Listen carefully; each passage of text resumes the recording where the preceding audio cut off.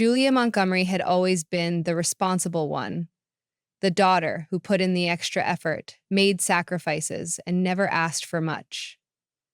At 31, she had built a stable and successful career as an investment analyst in San Francisco, carving out her own path with hard work and determination.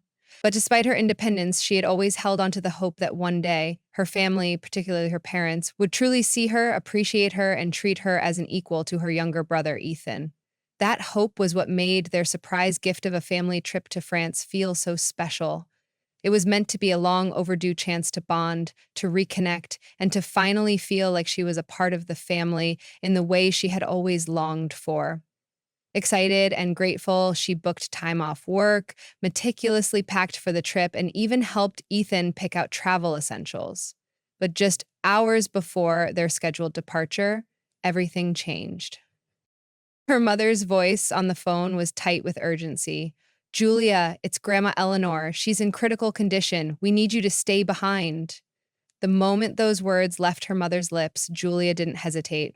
Of course she would stay. Her grandmother had always been one of the few family members who treated her with genuine kindness, and there was no vacation that mattered more than being by her side. Julia reassured her parents that she would take care of everything, that she would handle the situation while they went on the trip without her.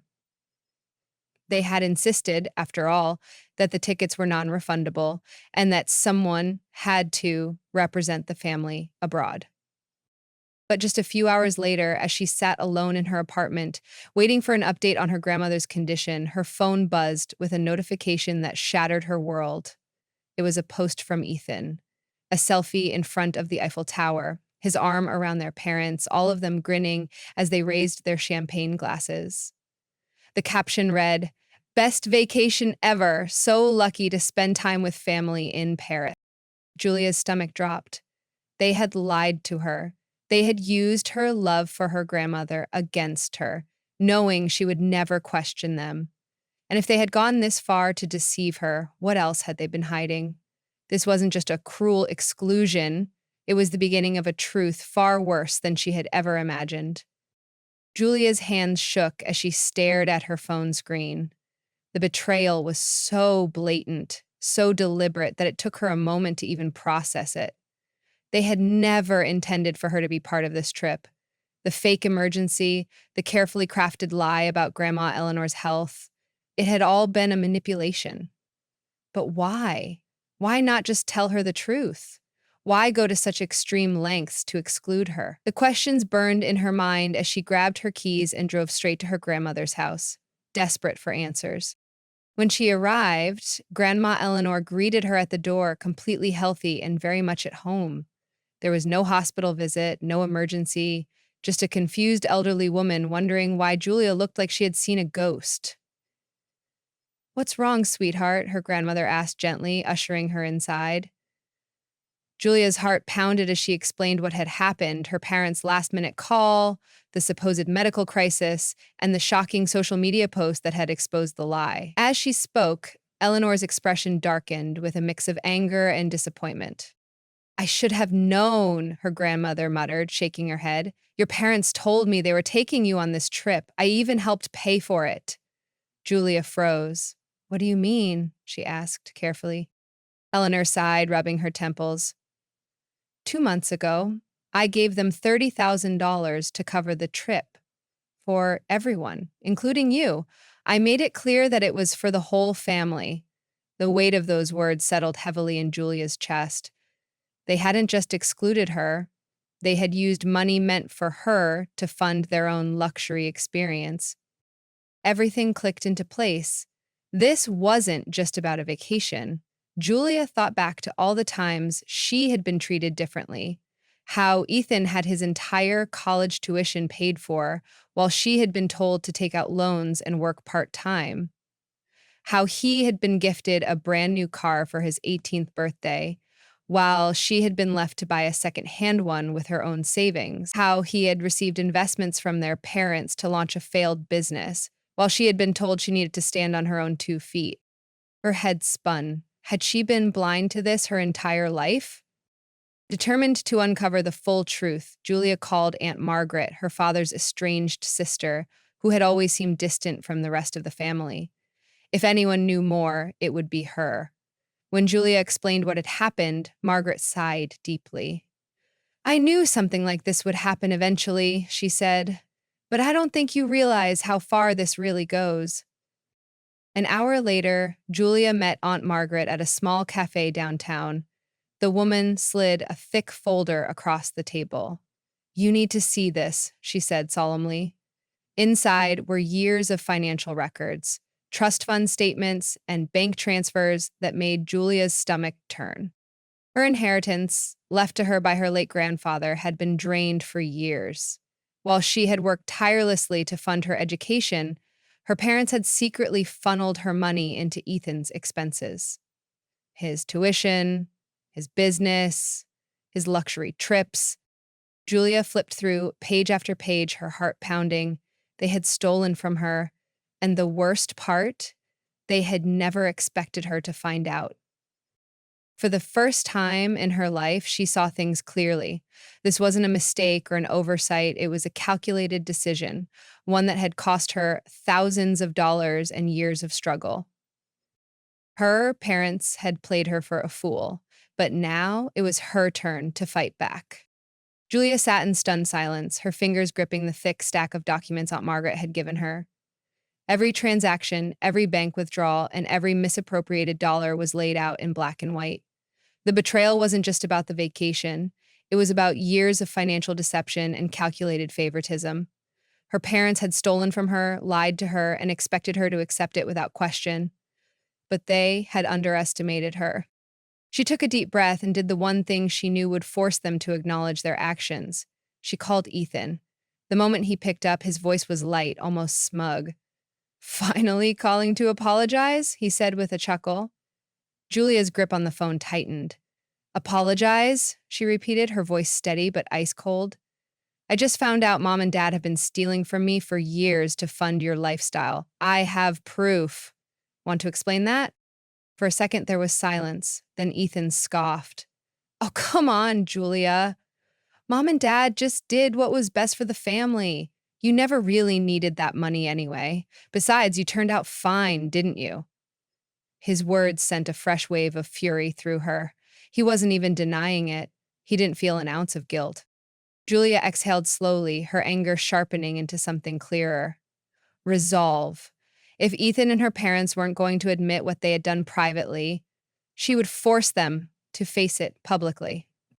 She opened her social media account, her hands surprisingly steady as she began typing.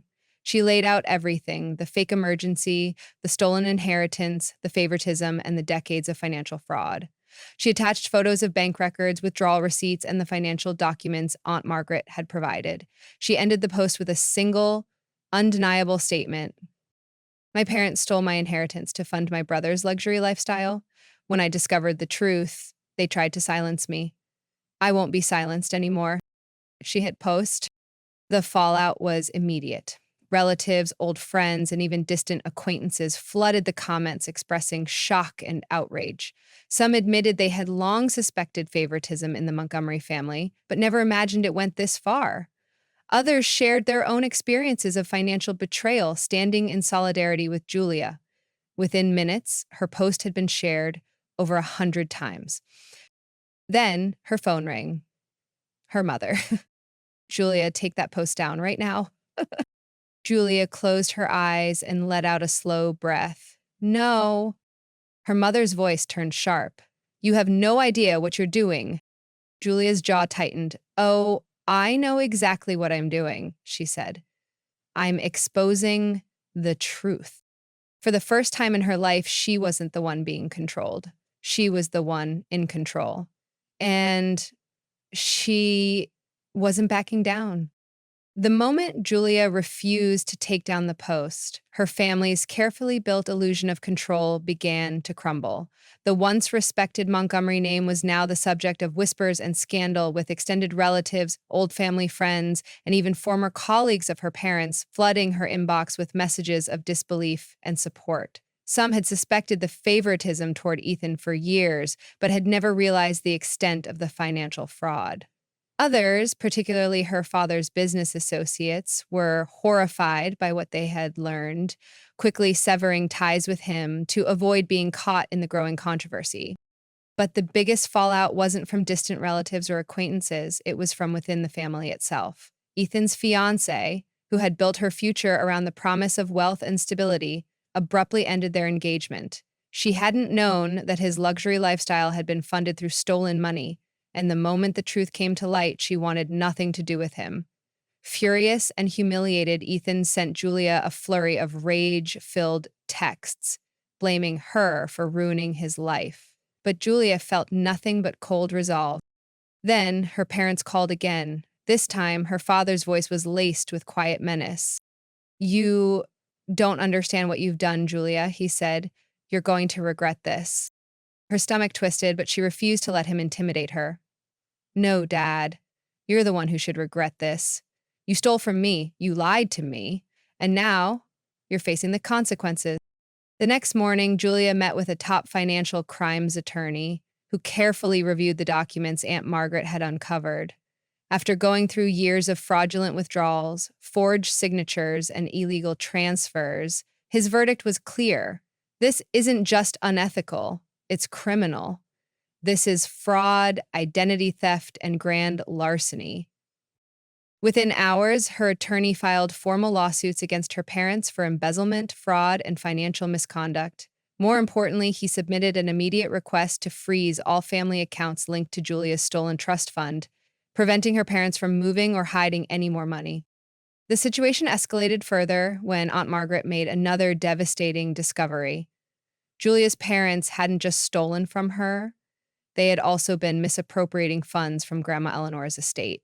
They had used their control over family finances to drain additional money, using it for personal investments, luxury purchases, and even funding Ethan's failed business ventures. The moment Eleanor learned the full extent of their deception, her heartbreak turned to fury. "I gave them everything," she said, shaking her head, "and they repaid me by stealing from their own family?" With Aunt Margaret's help, Eleanor took immediate action, legally disinheriting her son and daughter-in-law and transferring control of her estate directly to Julia. In one swift move, she ensured they would never have access to another cent of family wealth. Meanwhile, Julia's attorney presented the financial evidence to federal investigators, arguing that this wasn't just a family dispute, it was a case of serious financial crime. The FBI launched an official investigation, reviewing years of financial records and confirming that Julia's parents had committed large-scale fraud. As the reality of their legal troubles set in, her parents' panic became obvious. Julia received another call, this time from her mother, who sounded more desperate than angry. "Julia, sweetheart, we can fix this. We're family. We made some mistakes, but we can make things right. Just drop the lawsuit and we'll figure something out." Julia almost laughed. Now, after all this, they wanted to negotiate? "You didn't make a mistake," she replied coldly. "You made a choice, and now you'll live with the consequences." Her mother's voice hardened. "You'll regret this. You think you've won? This isn't over." But Julia knew this time it was over. For years, her parents had controlled the narrative, making her feel like she was less worthy, less deserving. But now they were finally facing justice. The stolen money, the lies, the manipulation, it had all caught up to them. And as Julia hung up the phone, she felt lighter than she had in years. The legal battle had just begun, but for the first time, she wasn't the one on the losing side. Just when Julia thought she had uncovered the full extent of her parents' betrayal, Aunt Margaret unearthed one final piece of damning evidence. Hidden deep in financial records were a series of recent offshore wire transfers to an account in the Cayman Islands. The amounts were staggering, hundreds of thousands of dollars, systematically funneled out of the country. But the most shocking part? The account wasn't just under her parents' names. Ethan was listed as a co-owner. Julia's stomach turned. Her parents hadn't just stolen from her, they had involved Ethan in laundering the money. It wasn't just favoritism anymore. This was a carefully orchestrated financial crime, and Ethan had been complicit the entire time. As if to confirm her fears, a text from Ethan came through, dripping with arrogance. You think you're so smart, but you're too late. By the time you figure it all out, we'll be gone and you'll have nothing. A wave of icy rage settled over Julia. They weren't just trying to cover their tracks. They were planning to disappear. Without hesitation, she called her attorney. They're trying to run, she said, her voice calm but firm. Freeze every remaining asset, alert the authorities, and make sure they don't leave the country. At the same time, Grandma Eleanor took action of her own. Pulling every string she had, she reached out to her old connections in law enforcement, ensuring that Julia's parents and Ethan were placed on a federal watch list. If they tried to flee, they would be stopped immediately. But Julia wasn't done. She drove straight to her parents' real estate firm, where security footage had confirmed they were hurriedly packing files and personal belongings. As she pulled into the parking lot, she wasn't alone.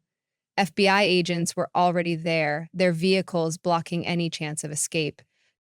Her parents stood frozen, their arms full of hastily packed boxes. Ethan was next to them, looking around nervously. The moment they saw Julia step out of her car, their expressions twisted in anger and fear. Her father's voice was sharp. What the hell do you think you're doing here? Julia held up her phone, displaying the legal documents transferring ownership of the firm to her. This isn't your business anymore, she said, her voice unwavering. And soon, neither of you will be free men. Behind them, FBI agents stepped forward, ready to make their arrests. Ethan's cocky demeanor vanished, replaced by pure panic. Was it worth it? Julia asked, locking eyes with him. He didn't answer, but the look in his eyes said it all. The game was over. They had lost. As the flashing red and blue lights reflected off the office windows, Julia watched in silence as FBI agents stepped forward to take her parents and Ethan into custody. Her mother, who had always prided herself on control, was now pleading desperately with the agents, insisting there had been a misunderstanding.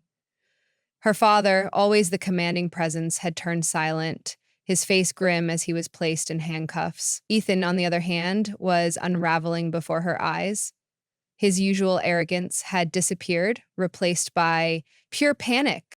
Wait, this is all a mistake, he shouted, glancing between the agents and Julia. I didn't do anything. Julia crossed her arms. You knew what you were doing, Ethan. You just didn't think you'd get caught. Inside the FBI office, the case against her family moved quickly. The financial evidence was overwhelming: embezzlement, wire fraud, identity theft, and grand larceny. There was no denying it. Julia's attorney confirmed that her parents were looking at a minimum of 15 years in federal prison, while Ethan, though not the mastermind, had actively participated in laundering the stolen money. His only chance to avoid serious time was to cooperate with the investigation. Desperate to save himself, Ethan turned on their parents, agreeing to testify against them in exchange for a reduced sentence. It was a pathetic attempt at self-preservation, and Julia felt no sympathy for him. He had spent his entire life believing he was untouchable, that their parents would always protect him. But now, they were all just criminals facing justice. Meanwhile, Grandma Eleanor took the final step to ensure that they could never take advantage of anyone again. She made their disinheritance official, legally cutting them out of the family estate. She transferred all remaining family assets, including the real estate firm, their properties, and remaining wealth, directly to Julia. You deserve this, her grandmother told her firmly. You're the only one who ever did the right thing. When the court case concluded, the judge ruled in Julia's favor. The stolen funds were ordered to be repaid, though Julia knew she'd likely never see all of it. But that wasn't what mattered. What mattered was that justice had been served. Her parents were sentenced to federal prison, their reputations ruined beyond repair. Ethan despite his cooperation, was left to fend for himself, forced to start over without the financial safety net he had always relied on. As Julia walked out of the courthouse, a weight she had carried for years finally lifted. She had spent her whole life believing she had to work harder, be better, prove herself. But now, she realized she had never been the problem. Her parents had tried to steal her future. Instead, they had destroyed their own. 3 months later, Julia stood on the balcony of her newly inherited estate, gazing at the sunset over the San Francisco skyline. The chaos of the past few months had finally settled, leaving behind a quiet sense of closure. Her parents were in prison, their once flawless reputation shattered beyond repair. Ethan, stripped of financial support, had moved to another state, forced to rebuild his life without the luxury and privilege he had always taken for granted. He had sent a half-hearted apology, but Julia had chosen not to respond. Some betrayals were too deep for mere words to fix. Despite everything, Julia didn't feel victorious. She felt free. Free from the constant pressure to prove herself. Free from the toxic family dynamic that had once held her back. For the first time, she was in full control of her life. With the business now under her leadership, she implemented transparent financial policies, ensuring that no one else would ever suffer the way she had. Grandma Eleanor sat beside her, sipping her tea with a knowing smile. "Your grandfather would be proud," she said warmly. "You took the worst thing they ever did to you and turned it into something powerful." Julia smiled, realizing just how much she had changed. She no longer sought her family's approval. She had built something far greater. Looking out over the city, she felt a quiet strength settle within her. She had been betrayed, deceived, and nearly robbed of everything she had worked for. But in the end, she had come out stronger, wiser, and unbreakable. The past was behind her, and for the first time, her future belonged entirely to her. Julia's journey teaches a powerful lesson about self-worth, justice, and breaking free from toxic family dynamics. For years, she believed that loyalty and hard work would eventually earn her the respect and love she deserved. But in the end, she realized that some people will take advantage of kindness without remorse. Her parents and Ethan never saw her as an equal, they saw her as a resource to be exploited.